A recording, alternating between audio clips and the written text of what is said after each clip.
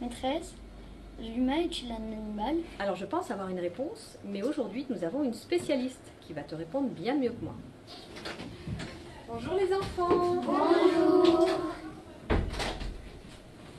Alors aujourd'hui je vais vous parler de mon métier, je suis éthologue. Est-ce que vous savez ce que ça veut dire éthologue? Non. Alors l'éthologie, c'est l'étude du comportement des animaux. C'est un nom un peu savant, mais pour vous dire quelque chose de très simple, c'est des chercheurs qui étudient le comportement des animaux dans leur milieu naturel ou parfois dans un milieu captif. Madame, est-ce que l'humain est un animal? Alors qui voudrait me dire pourquoi il pense que l'homme est un animal? On a tous un cœur, un cerveau, un squelette, on a tous... D'accord, très bien. Et enfin, dis-moi.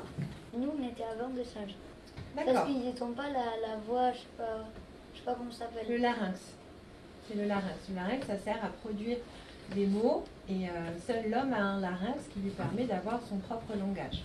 Il y a un premier argument en faveur du fait que l'homme est un animal et ce premier argument, c'est qu'on a une origine commune. On a deux bras, deux jambes, une tête et que quand on regarde leur visage aussi, on voit une ressemblance. Et puis on a des fonctions aussi. Par exemple, on mange, on respire, on se déplace. Et tout ça, ça fait partie des caractéristiques qu'on trouve chez les animaux. Donc aujourd'hui, ce que je vous propose, c'est de faire un petit quiz qui va permettre d'évaluer votre niveau de connaissance. Alors, c'est quoi un animal? Bon, on a déjà un petit peu répondu à la question, mais oui. On marche à quatre pattes. C'est vrai aussi, pas tous, parce que par exemple, les oiseaux, ils marchent avec combien de pattes? Deux. Oui, parce que les oiseaux comme nous, ils sont bipèdes, ça veut dire qu'ils marchent sur deux pattes en fait. Comme le kangourou. Le kangourou aussi, exactement, oui. La plupart des animaux qui ont une queue. Qui ont une queue, oui. D'ailleurs, même l'être humain, je ne sais pas si vous le savez, mais quand on est au stade d'embryon, on a toujours une queue qui est présente chez l'embryon et qui disparaît au fur et à mesure du développement de l'embryon. Alors ça, c'est très important de le souligner, les animaux sont des êtres vivants. Alors pour revenir à la définition qu'on a donnée, qui est une définition un peu globale, mais qui permet de caractériser ce qu'est un animal, les animaux sont en effet des êtres vivants. Ils ont besoin de manger, ils vont pouvoir manger soit des végétaux, par exemple un mouton, ça mange des plantes essentiellement, soit d'autres animaux. Donc là, on est sur les prédateurs. Par exemple, les prédateurs, ils vont se nourrir d'autres animaux. Ils vont manger ces végétaux ou ces animaux pour vivre et pour grandir. Et puis souvent, mais pas toujours, puisqu'on a des animaux qui se déplacent très peu ou pas du tout, eh bien les animaux se déplacent et tu avais raison de le souligner aussi, les animaux ils respirent et ils se reproduisent. Alors, première question, donc je vais vous faire passer des petites images comme ça. Vous allez lever la main quand vous pensez que c'est un animal. Est-ce que pour vous le mouton c'est un animal ? Est-ce que maintenant l'humain est un animal? L'humain fait partie du règne animal. Il a des caractéristiques particulières, encore une fois, on n'enlève rien à l'être humain, mais c'est un animal. Est-ce que d'après vous, les champignons sont des animaux? Donc pour vous, ce n'est pas des animaux. Est-ce que vous pensez que ce sont des végétaux alors? Oui. Alors en fait, le piège, c'est que les champignons, ce sont ni des animaux, ni des végétaux. Ça se nourrit comme les animaux de substances organiques, donc ça a des particularités qui ressemblent à celles des animaux. En revanche, c'est vrai que du point de vue de l'apparence, ça ressemble plus à des végétaux, on est d'accord. Mais en fait, ça n'est ni l'un ni l'autre. Ça fait partie d'un ordre qu'on appelle les champignons. Et donc, il y a les animaux d'un côté, les végétaux et les champignons. C'est encore différent. Allez, on corse un petit peu les choses. Pour vous, est-ce qu'une plante carnivore, donc une plante carnivore, ça se nourrit d'autres animaux, par exemple des insectes. Vous levez la main pour ceux qui pensent que c'est un végétal. Donc les plantes carnivores sont bien des végétaux et non pas des animaux. Elles se nourrissent en effet comme les animaux d'autres animaux, en l'occurrence souvent des petits insectes. Oui. Mais les plantes carnivores, comment elles font pour se nourrir? Elles n'ont pas de gorge? Alors elles n'ont pas de gorge. En fait, elles vont sécréter une substance qui va leur permettre de digérer la proie en amont. Et ça leur permet d'extraire tout ce qui est bon pour elles. Et donc, elles se nourrissent de substances organiques comme les animaux, si tu veux. Le ver de terre, pour vous, c'est un animal ou un végétal? Alors, levez la main pour tous ceux qui pensent que c'est un animal. Ok. Est-ce qu'il y en a qui pensent que c'est autre chose qu'un animal? Moi, je pense que c'est un insecte. Un insecte. Alors, t'es pas loin du compte parce que, en fait, tu vois, on catégorise les animaux, on va dire, suivant deux grandes catégories. Ce qu'on appelle les vertébrés. Les vertébrés, c'est nous, c'est tous les animaux qui ont une colonne vertébrale. Et les invertébrés, exactement. Et les invertébrés, c'est très très vaste. Mais les vers de terre, en tout cas, effectivement, ce sont des animaux. Alors, ils sont très différents de nous.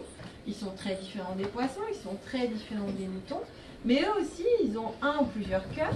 Ils ont des reins, eux aussi se déplacent, eux aussi se nourrissent de substances organiques, et donc ce sont bien des animaux. Et ils ont même des périodes de reproduction, parce que vous saviez par exemple les vers de terre, ils sont hermaphrodites, ça veut dire qu'ils changent de sexe. Tour à tour, ils sont un coup mâle, un coup garçon, et puis femelle ensuite, un coup fille, pendant leur vie. Comme les escargots. Comme oui, exactement. Alors c'est un peu différent leur système de reproduction, mais ça ressemble à celui du bouquin. Alors je vais vous montrer quelques espèces et vous allez me dire si d'après vous, ces animaux-là, ils sont capables, oui ou non, de ressentir des émotions. Est-ce qu'un chien peut être joyeux? Vous en avez peut-être eu un dans votre vie. À quoi est-ce qu'on reconnaît qu'un chien il est content? Quand tu remues la queue. Oui, quand il remue la queue. Est-ce qu'il y a d'autres signes? Oui. Quand il te saute dessus ou... Il saute sur son maître de joie ou sur sa famille humaine. Alors tout ça, vous voyez les enfants, vous êtes des vrais éthologues en herbe parce que vous savez reconnaître des comportements de joie chez votre chien. Et on va dire, ben oui, quand le chien il retrouve son maître, il y a son cœur qui s'emballe, il est tellement content. Et en plus, il exprime tout un tas de comportements. Et quand c'est des animaux qu'on côtoie un peu moins souvent, là c'est plus difficile parfois de reconnaître leurs émotions. Donc ma question c'est, est-ce qu'une vache, d'après vous, ça peut être triste une vache? Oui, ça peut être triste. Ça peut être triste. Par exemple, s'il y a un membre de sa famille qui disparaît. Et oui, parce qu'on sait aujourd'hui que les vaches peuvent s'attacher à leurs congénères, et pas seulement. Les vaches, elles sont capables de reconnaître les visages des humains. Oui. Et tu le reconnais aussi quand tu les maltraites, par exemple. Elles vont commencer à essayer de s'échapper, du coup elles sont tristes. Elles ont une très bonne mémoire, tu as raison de le souligner, et quand il y a une expérience qui est désagréable pour cet animal, eh bien, elle va retenir que, par exemple, cet être humain, il n'a pas été sympa avec elle, et donc elle va retenir cette information. Alors, on va passer à la poule. Est-ce qu'une poule peut ne pas être heureuse? Elle ne peut pas être heureuse, par exemple, quand on lui demande de trop faire des œufs, de trop faire des œufs.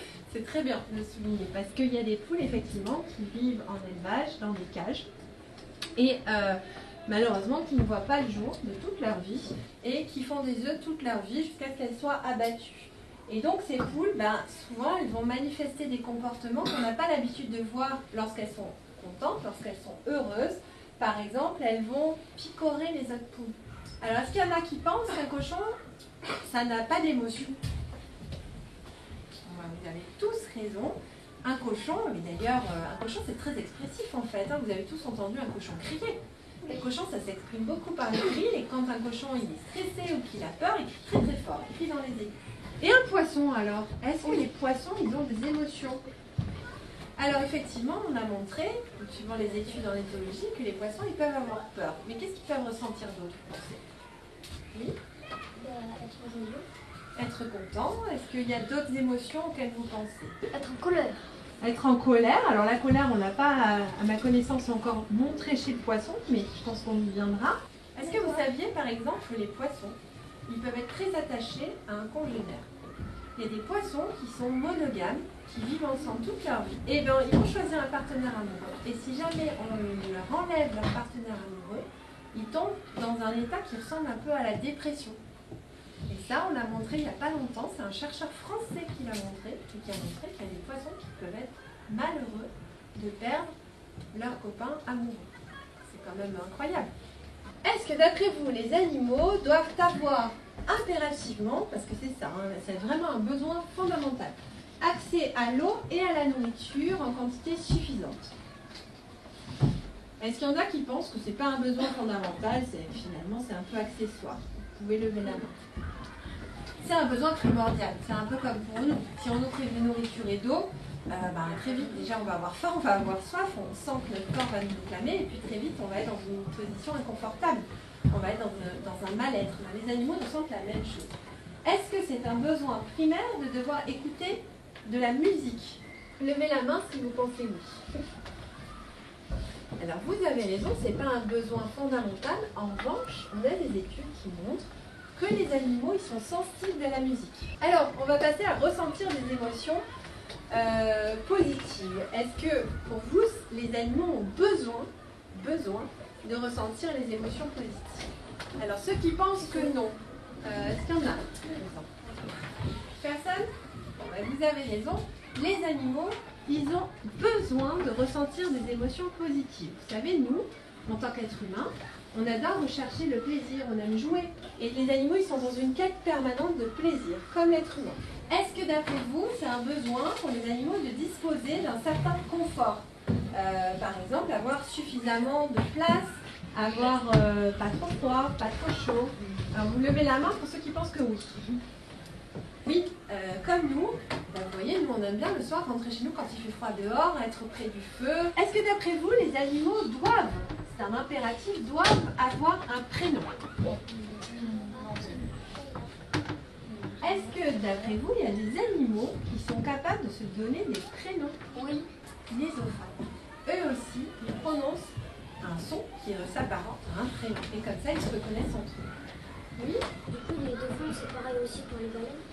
Oui, alors effectivement, on n'a pas étudié toutes les espèces parce qu'il y aurait beaucoup de travail pour les éthologues, mais on sait que les baleines sont des reines de ce qu'on appelle la bioacoustique. Vous connaissez les chants des baleines?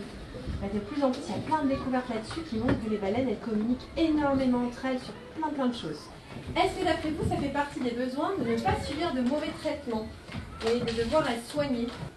Ils n'ont pas besoin de prendre des médicaments, mais il n'y a pas de médicaments pour le chien. Les animaux qui sont malades, eux, si on peut les aider avec la médecine qu'on a inventée, c'est mieux.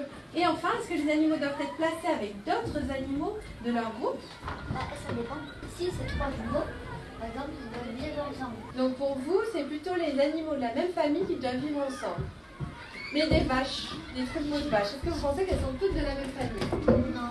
Non. Et pourtant, elles vivent ensemble. Il y a des animaux qu'on appelle des animaux grégaires. Ce sont des animaux sociables,